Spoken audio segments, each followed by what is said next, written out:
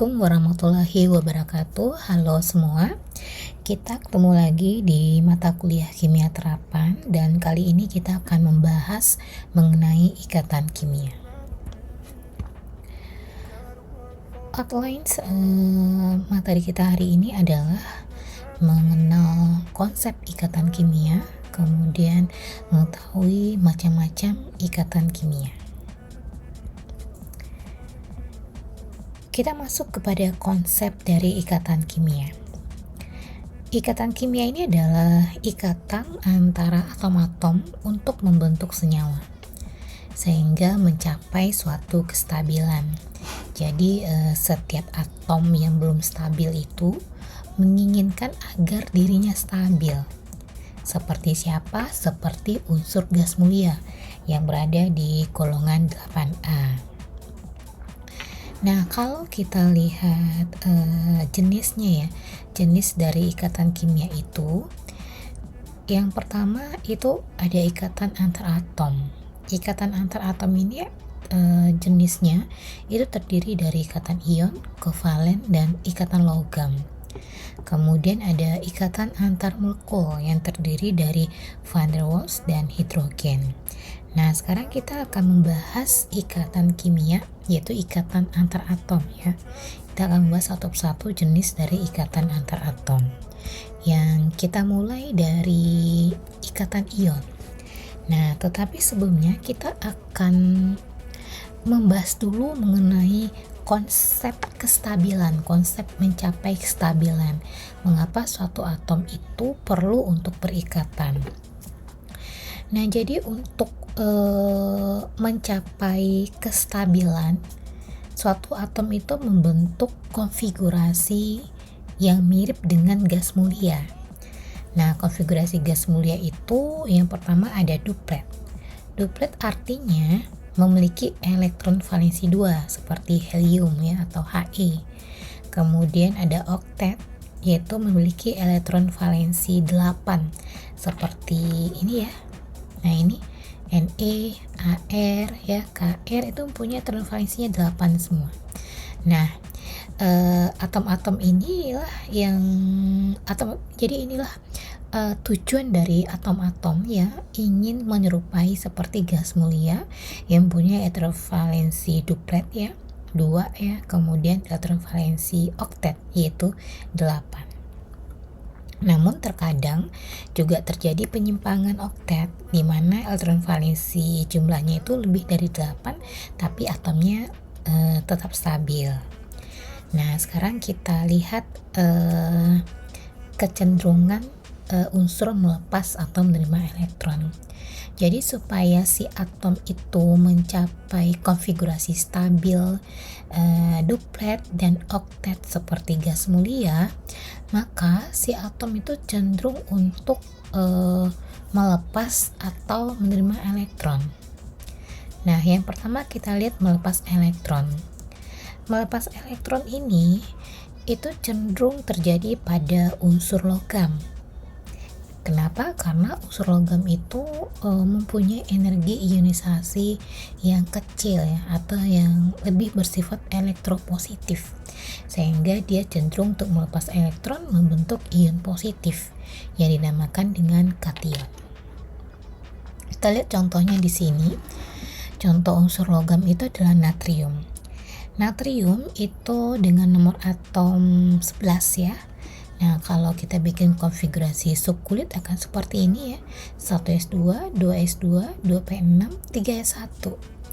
Nah, di sini Na ya dengan konfigurasi seperti ini cenderung untuk melepas elektron valensi 1 ya di sini. Sehingga dia akan membentuk Na+ dan konfigurasinya menjadi 1s2, 2s2, 2p6. Nah, contoh lainnya juga seperti K ya, kalium. Ini logam ya dengan nomor atom 19. Konfigurasinya adalah 2 8 8 1. Nah, ini konfigurasi cara kulit ya. Nah, di sini terlihat kalau elektron valensinya 1 ya. Nah, supaya stabil mendekati konfigurasi gas mulia ya, konfigurasi oktet, berarti yang elektron valensinya 8 ya, maka Sika cenderung untuk melepas satu elektron di bagian akhir ya, atau elektron valensinya, sehingga dia akan membentuk ion K+ dengan susunan elektron seperti ini, 288. Nah, kemudian kita lihat kecenderungan si unsur menangkap elektron. Ini terjadi pada unsur non-logam.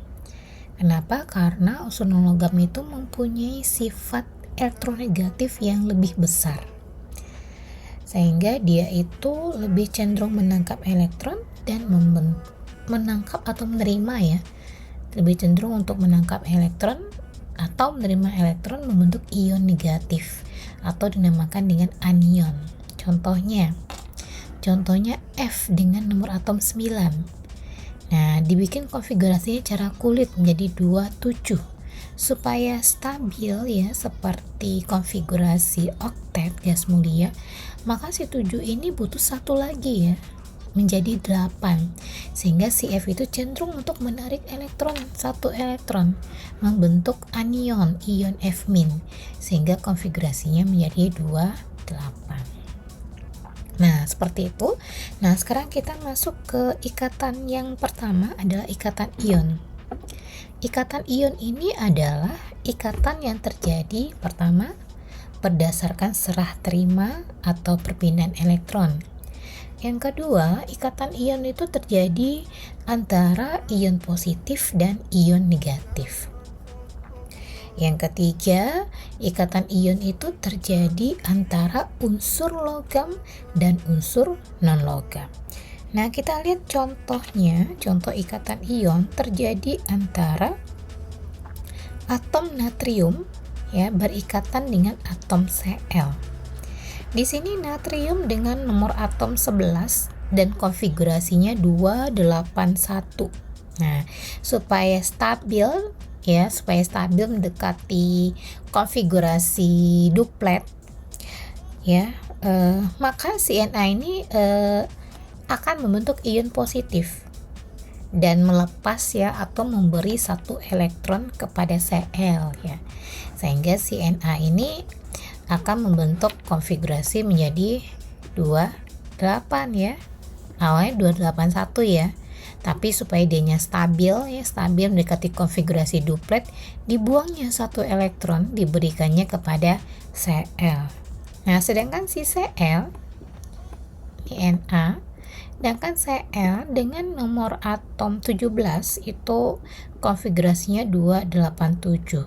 Nah, supaya stabil sesuai dengan konfigurasi elektron duplet, berarti di sini harusnya 8 ya. Maka atom sel ini butuh satu elektron lagi, dan dia menerima elektron dari Na ya. Menerima elektron dari Na ya, membentuk Cl-. Na membentuk Na+ ya. Nah, sehingga akhirnya terbentuklah senyawa natrium klorida atau NaCl. Kemudian kita lihat ikatan kovalen. Ini adalah ikatan yang terjadi pertama berdasarkan pemakaian bersama pasangan elektron. Yang kedua, ikatan kovalen itu terjadi antara unsur non-logam dengan unsur non-logam. Dan ikatan kovalen ini terdiri dari 3 jenis. Ada ikatan kovalen biasa ya, atau single covalent bond, kemudian ada ikatan kovalen rangkap, dan ikatan kovalen koordinat. Nah, ini merupakan contoh dari ikatan kovalen rangkap ya, N2 ya, N2 ya di sini. Nah, ikatan kovalen rangkap ini artinya ikatan melibatkan pemakaian bersama lebih dari satu pasang elektron oleh dua atom yang berikatan. Nah, di sini kita lihat ya, N dengan nomor atom 7 ya, berarti N7 dengan konfigurasi 25. Nah, supaya stabil, N ini butuh 3 lagi berarti ya.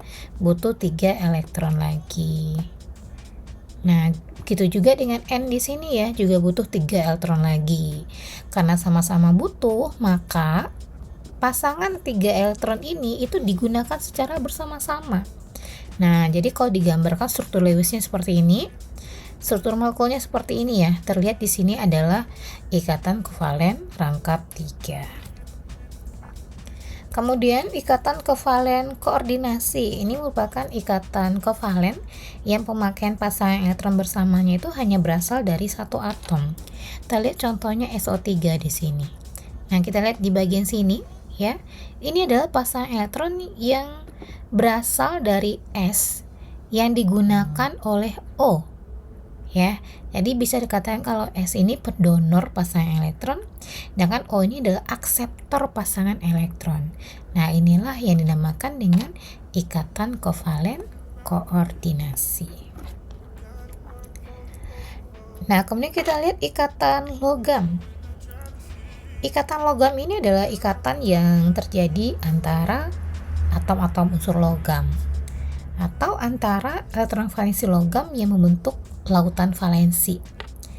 Jadi unsur logam itu kulit terluarnya itu relatif longgar karena memiliki sedikit elektron valensi. Dan elektron valensi itu sifatnya terdilokalisasi, yaitu posisinya itu berpindah-pindah, tidak tetap, dan berbaur menyerupai lautan valensi ya, seperti ini ya. Nah, lautan valensi atau awan valensi ini berfungsi sebagai perekat antar atom logam yang saling tarik-menarik dan berdekatan satu sama lain.